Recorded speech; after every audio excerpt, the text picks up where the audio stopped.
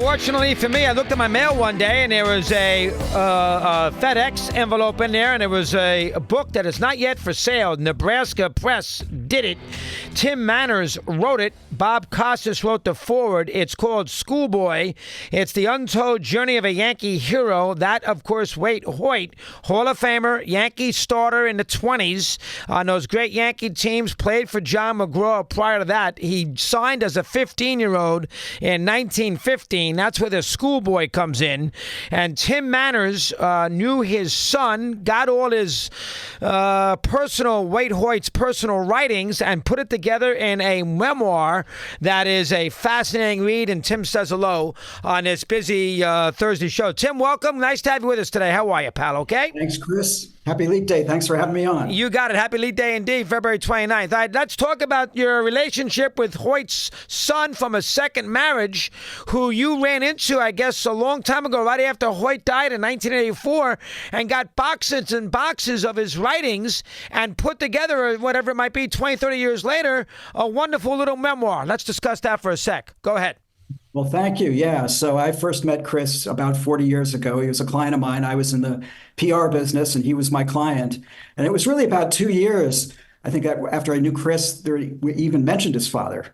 And I think he was just bored and making conversation. He kind of cast me a sideways glance and said, my father was a Hall of Fame pitcher for the New York Yankees, which, of course, that got my attention. Right. I kind of sat up straight and I said, really? What's his name? And he said, Wade Hoyt. And I'm like, who? What? Wade Hoyt? I had never heard of him. And I was so embarrassed that I did not know who he was. Went home, of course, looked him up. I was just amazed. I mean, just even to look at his Wikipedia page, it's just incredible who this guy was. And even more amazing that he's not well remembered, which is really the impetus for this book. I feel really strongly, as Chris does, that Wade, his dad, deserves to be better remembered than he is. Most of today's Yankee fans, I would bet, don't know who he was. Well, that was an offensive team, so any pitcher on those Yankee teams are going to be sort of overshadowed by Ruth and Gehrig. I think that's part of the problem. And he also didn't get into the Hall of Fame until 1969. So, I mean, I think that he had to wait a long time. And when he got into the Hall of Fame, probably a lot of people didn't remember him then. So, I mean, it didn't go generation to generation. But you got all his stuff, all his memoirs and all his writings. And this whole book, 275 pages of it, is really based on his writings at the time. So you get his real feel on Cobb, Gehrig, playing with Ruth, John McGraw. He loves Miller Huggins. And so you had a chance to read all this in his own writing over the last 15, 20 years there. Timmy, tell me about that. Go ahead. Yeah, absolutely. I mean, this is the real gift of this book, is that I was able to put it together entirely in Wade Hoyt's own words. He had made several memoir attempts, maybe as many as 5 over his lifetime, and never managed to complete anything. And that was evident to me kind of why that was as I was going through the material. Those memoir attempts weren't great. But also within the boxes of files, there were 8 boxes that Chris sent me. There was a 3-ring plastic binder that had hundreds of pages of interview transcripts that had been conducted by Wade's niece, Ellen Frell, who had an idea to write a book herself, which she never did. And when I saw those transcripts, I realized that I had hit pay dirt, and I was able to capture Wade's voice and really the full narrative arc of his life story. I did have to fill in with some other material, which also is mostly available in those boxes. But 80-90% of the book is as Wade himself said it. Wow. I mean, remember, folks, he was the broadcaster of the Cincinnati Reds from 1940 all the way through 1968, 69. So right. He knew Rose and Vada Pinson and Frank Robinson on those Reds teams. So he got to he knew Joe Nuxall, who came up as a 15-year-old. So you got that in the mix, too. All right, Schoolboy, let's give him a little history lesson. He grew up in Brooklyn, and he was a big schoolboy pitcher, and somehow, some way, he found his way to the Polo Grounds, the old Polo Grounds, and John McGraw, and then he began his journey. Tell us about that. Go ahead. Yeah, he grew up in the shadow, actually, as Ebbets Field was being built, and also the Polo Grounds was nearby. So there were baseball people, players, and others in his neighborhood, and that's how he came so quickly to their attention. He was a high school sensation. So he initially was pitching batting practice for the Dodgers, the Brooklyn Dodgers, who were the Robins at the time. It was before they changed their name, and then was noticed by, I think it was a catcher for the Giants, who basically invited him to pitch batting practice, which he did for quite a while, for at least a couple of months. But it was a grueling ordeal for him, not only because of the commute, it was 2 hours each way by trolley car, but the players were not exactly that receptive to this 15-year-old kid pitching batting practice. And, they would threaten him sometimes with violence if he didn't pitch them the way he wanted, the way that they wanted. And so finally, Waite went to John McGraw, who was kind of an intimidating character, as I'm sure you know, and said, "Mr. McGraw, I just can't do this anymore. This is not working for me. I'm not getting better as a pitcher. I should be playing with boys my own age." At that point, McGraw said, "Son, come in on Monday morning with your father. I'm going to offer you a contract." And so he did. That was kind of, the way this whole thing transpired. It wasn't really a contract. It was more of an option. All it said was that if Waite decided to become a professional baseball player, his services belonged to the Giants. McGraw gave him a $5 bill, which Waite Hoyt's dad immediately took away and said, "That's too much money for a young man your age." Bought himself a hat, apparently, and Waite said he could have killed him. Wow, and his father was a big baseball fan and loved the fact that his son was going to be a baseball player. His mother did not. Thought That's he right. was, why in the world do you want to go play baseball with a bunch of 30-year-old men? And I think it's important, too, there, Tim, to explain that in 1915, you would think being a great athlete would really endear you to America. Not the case. Most people in 1915 did not look highly on the baseball player and thought it was the last place anybody should place a 15-year-old kid, a bunch of ragamuffin men. And that, in fact, is what happened with Hoyt. He sent down all these minor league places, which a bunch of 24-year-old curmudgeons who made his life difficult. How about that for a sec? Go ahead. It was really like running off to the circus. And of course, his mother, who was very prim and proper and almost Victorian, was horrified by the idea. He was 16 by the time he went into the minors, but his father had just died and gone to heaven. He was so proud of his son because he was a real baseball nut. But it really was rough. That was one of the revelations to me in reading this book. I had no idea how primitive the minor leagues were. At the time, he was headed out to places like Lebanon, Pennsylvania, where a shower was a bucket with holes punched in it. And they had to clear the fields of rocks. The players themselves had to groom the fields, clear them of rocks before they played. If the spectators didn't like the way the games were going, sometimes they would start throwing rocks at the players. But he experienced all kinds of, tawdry things. There was a 15-year-old kid, as you say, Chris. He was playing with men twice his age and a lot of, untoward influences, as you can imagine, from alcohol to women and everything else that went with it at the time. It was a miserable 3 years for him. John McGraw kept sending him down over and over again. I don't think it was to be mean. I don't think it was necessarily to help Waite Hoyt either. I think if McGraw thought that Waite could help the Giants win, he would have brought him up.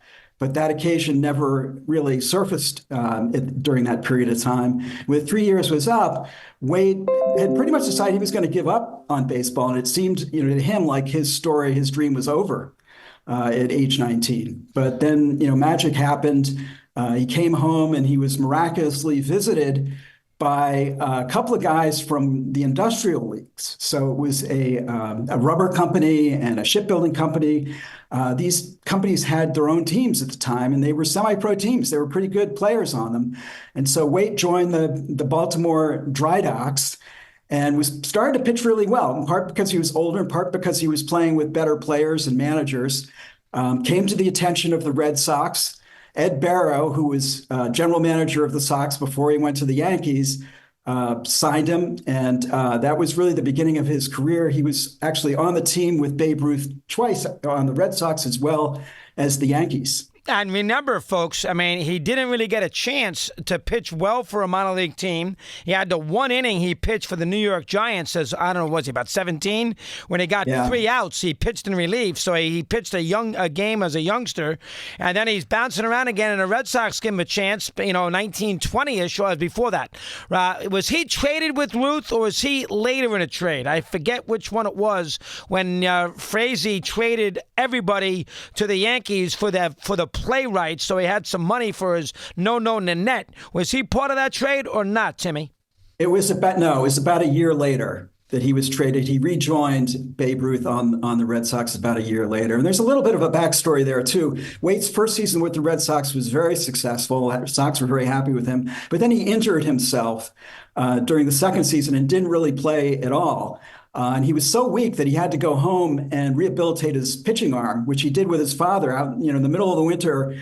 They were in a local park in Brooklyn, passing a ball back and forth for hours on end. People walking by must have thought they were crazy. And this was just another example of how quaint things were at the time. This is how he rehabilitated himself, but also that his dad was reporting back to Ed Barrow, who had now moved from the Red Sox to the Yankees as general manager, saying, Wade's coming along nicely.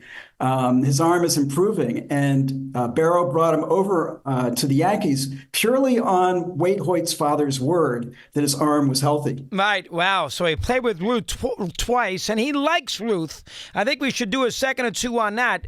He thinks Ruth is, one strong character. He said, I saw him naked many a time.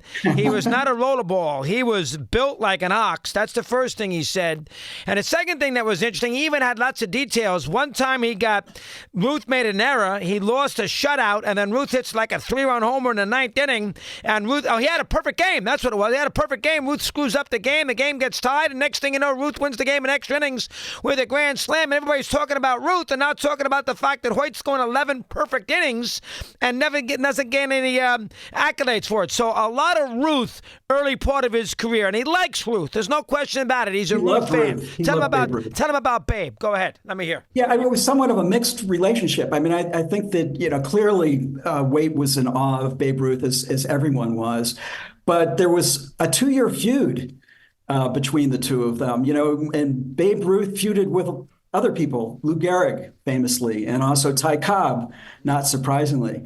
The feud with Wade Hoyt, the origin of it is not entirely clear, but it may have had something to do with the fact that they were both dating the same showgirl.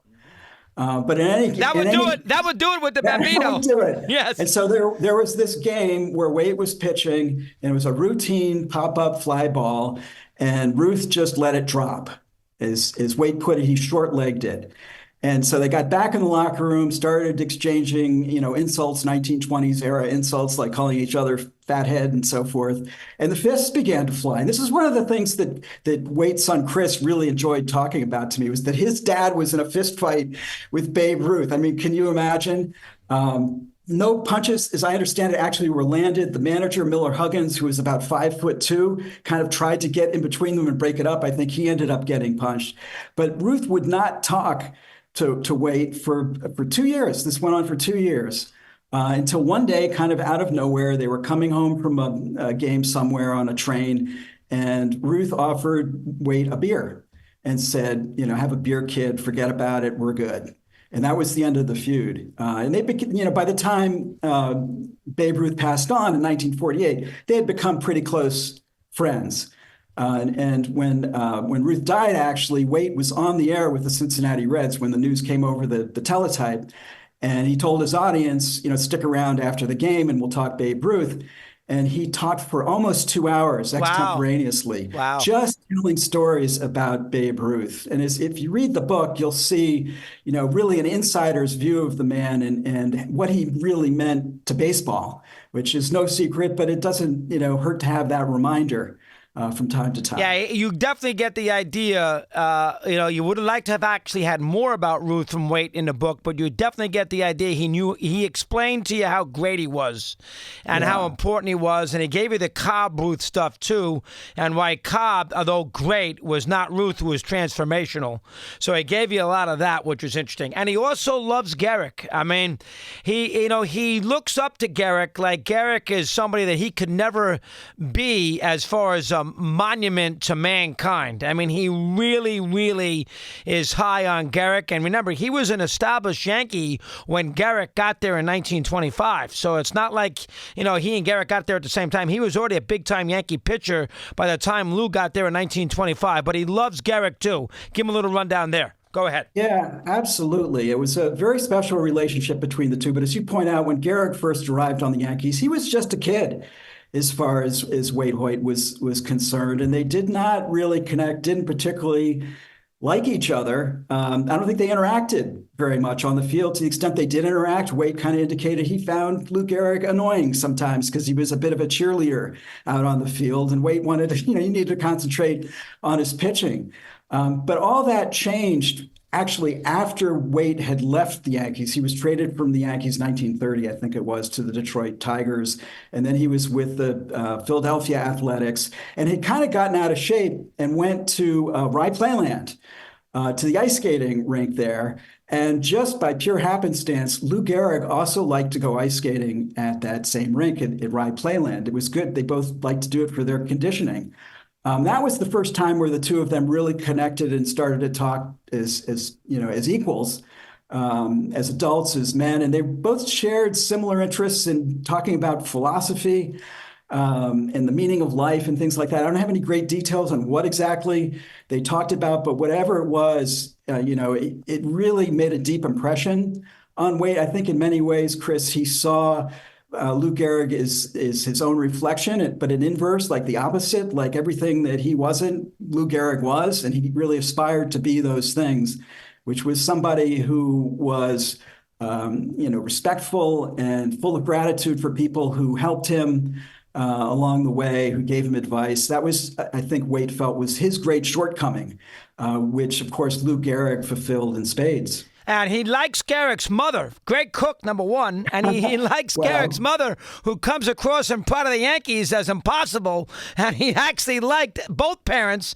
He liked the Gehrig parents, which I thought was interesting. How about that? Go ahead. He did. I mean, he saw in them a very strong family unit that operated together, which was the opposite of Waite's own experience. I mean, Waite loved both his mother and his father, but they were very different people, which I think kind of goes to the inner conflict that Waite himself faced. His mother, as I said, was very prim and proper. His father was kind of this wild and woolly baseball guy. But he tells the funny story about how Lou's idea of a good time, where the guys would all go out drinking, Lou would go fishing for eels. And then he would bring those home to his mother, who would fry them up or pickle them, and Lou would bring them to the clubhouse to share with, all the other guys. And they were pretty repulsed by this. Nobody wanted to eat the eels, but Miller Huggins said, hey, you can't hurt the kids' feelings, eat the eels. And so they did. Waite said, actually, they weren't too bad. He said they tasted like bluefish.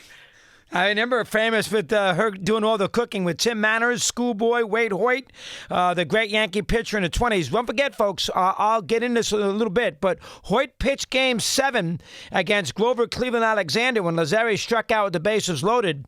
That famous Ronald Reagan Doris Day movie, and Ruth got thrown out stealing to end the game. Game 7, Cardinals in 26. Hoyt was a starting pitcher in that game that people also don't realize. We'll get to that in a sec.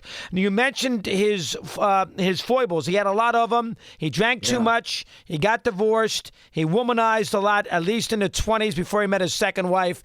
Hoyt he was a good guy, but not an angel growing up in that period in the 20s. Probably got a lot of bad habits from the minor leagues, and he had some issues there in the 20s as a member of the New York Yankees. Timmy, go through that for a sec. Go ahead. Yeah, a big part of that, Chris, was that he was also on vaudeville at the time, which is pretty amazing. He was selling out houses all across the country. He was the Yankee star pitcher, and everybody wanted to come see him sing and dance. Now, this was in his blood because his father had also been kind of a well-known vaudevillian in his day. But along with that came all those bad things, drinking, staying out late, and so forth. And it really worked against his prowess as a pitcher. Was something that Miller Huggins was on about him all the time. And it was some advice that Waite never took. Part of the reason for that, Chris, was that Waite was making 3 times as much money on vaudeville as he was with the Yankees. 3 times. I mean, it was very lucrative, so he couldn't give that up easily. So it was an amazing moment for him in a lot of ways. He really enjoyed being on the stage. By the 1930s, he said he felt like he was more of an actor, actually, than he was an athlete, which was kind of interesting. He was hanging out with people like Mae West. He was swapping dirty jokes with her. She'd say, tell me all your dirty jokes, and then she would use them. He was buddies with the Marx Brothers and Jimmy Durante, and you name it. Not necessarily related to vaudeville, He spent an afternoon drinking champagne with Al Capone, which was a story. Went to Chicago to find him. Went to Chicago to find him. Yes, go ahead. Yeah, he and Joe Dugan and a couple of the other Yankees were at one of Capone's clubs. And Dugan, being kind of a wise guy, went up to the bartender and said, "Hey, any chance we could meet the big guy?"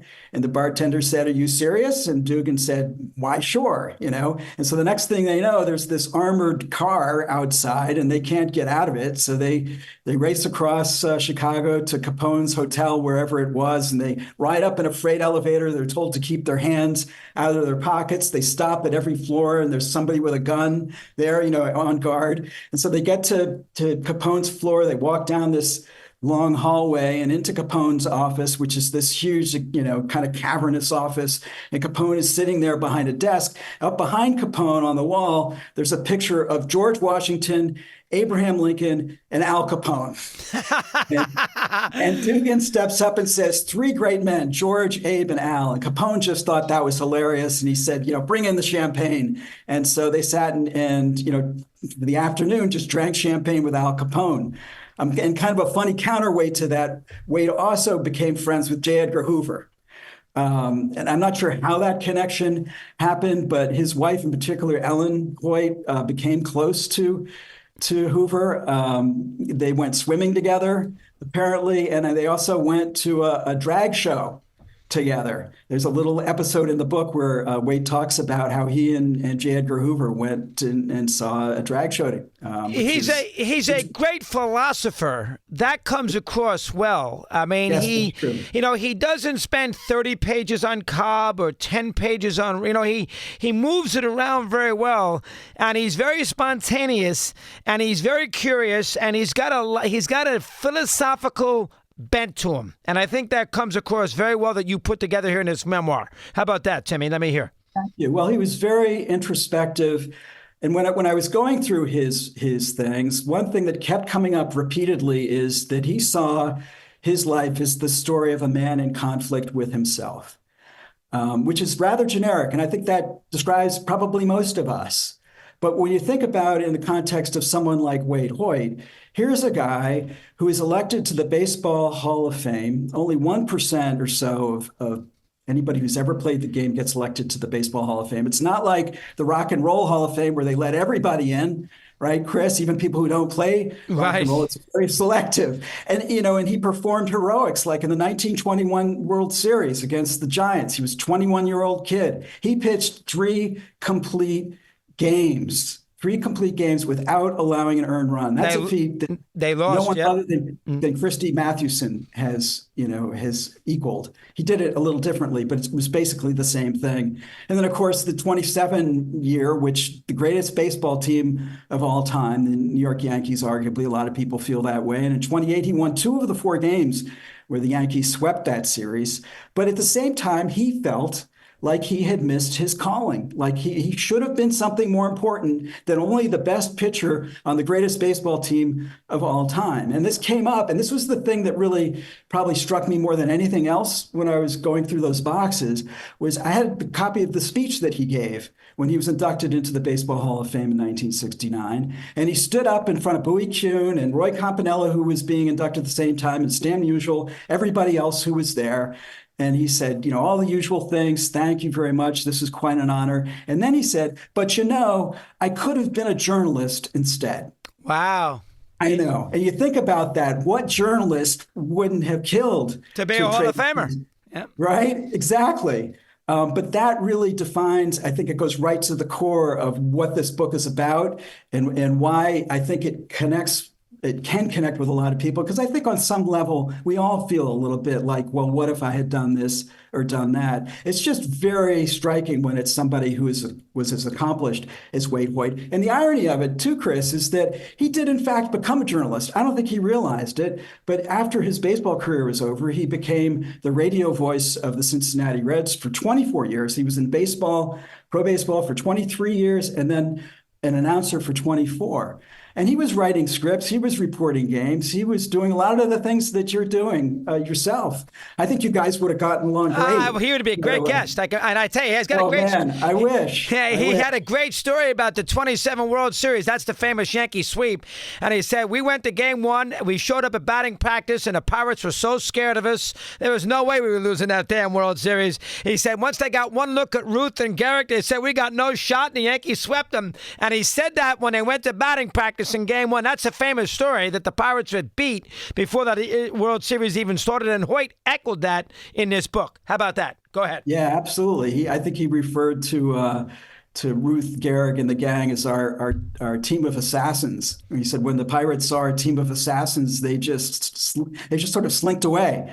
They knew they were beaten. The Pirates were a very different team. They didn't have those big different team. And so it was very intimidating to them to see those guys out there. And of course the pinstripes over time, and that was the beginning of that legacy. Which is another important thing to keep in mind about Wade Hoyt is he really was the pitcher who sparked the Yankees dynasty. Yeah, it's good. He was. I mean, remember, the Yankees hadn't won. They had won the one championship against the Giants. The 27 was only their second championship. They lost in 26. Ruth got sick and hated Huggins and was in a hospital in 25. Washington won in 24. The Yankees beat the Giants in 23. That was only their second title. It's not like they won 10 titles before the 27 Yankees. The 27 Yankees, that's a good point, Tim. The 27 Yankees began the Yankees. The Yankees that we know of today began in 1927. I know Ruth was there 7 years earlier, but from a team perspective, that's when the Yankee pinstripe aura began. Would you agree with that? That's absolutely true. I mean, that set the template for the Yankee dynasty for decades to come. That combination of power pitching and power hitting. And you said earlier that everybody was paying attention to the hitters, which is true. People turned out to see Ruth and Garrick hit those bombs. They weren't really paying attention to the pitchers so much, but you can't ignore the fact that Wade Hoyt and Herb Pennock and the others on the pitching staff were holding down the runs on the other side, and Wade more than others. I mean, he was really known for very low-scoring games, and also just being a real money pitcher during the big games. Pitch one a big game. His ERA for World Series play was 1.89. Oh, really? I didn't know at one point. Last thing, Tim. What's the most interesting thing? You said the conflict inwardly. His first wife, he kind of left poorly. He goes into that a little bit. What's the most interesting thing you picked up on what made Wade Hoyt tick when you put these memoirs together? Well, it's hard to pick one thing. I mean, as I said, I think the book really is about that conflict of being the greatest pitcher on the greatest team and feeling like maybe he was a failure at the same time. It really surprised me. And, it's hard to imagine how somebody like that could feel that way. But everything about this book was really one jaw-dropping, astonishing little anecdote after another. And he really was a master storyteller. And that's the beauty of this book, I think, is that the master storyteller was able, after 40 years later, to tell his own story in his own words. Yeah, it died in 1984, and here it is 40 years later. When is this coming out where they can buy it and get it? Give me a little rundown on that. Go ahead. Actually, so the release date is April 1st, but Amazon is already shipping the book. That's the way Amazon operates. As soon as they have books in the warehouse, they ship them. So if you want the book right away, you can order it on Amazon. If you want to wait, it'll be in bookstores after April 1st. You did a wonderful job. Highly recommend it. Learned a lot about Hoyt and you. Great job, Timmy. Thanks for putting this together. Thanks so much, Chris. You got it. You take care. Right. Tim Manners on Wade Hoyt, Schoolboy Wade Hoyt. You'd enjoy that.